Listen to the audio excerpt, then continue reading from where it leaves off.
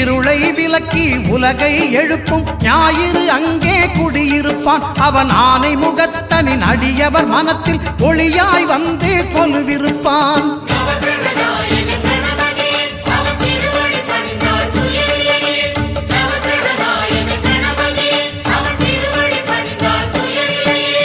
ஒன்பது கோளும் ஒன்றாய் காண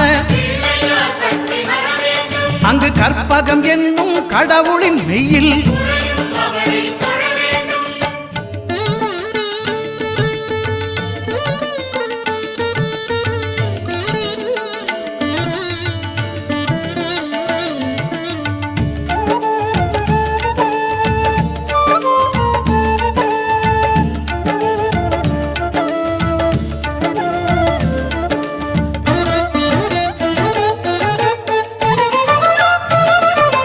திங்கள் பகவான் திருமுகம் காண அங்கு கற்பக பெருமான் தொப்புள் குழியில் திங்கள் பகவான் திருமுகம் காண அங்கு கற்பக பெருமான் தொப்புள் குழியில்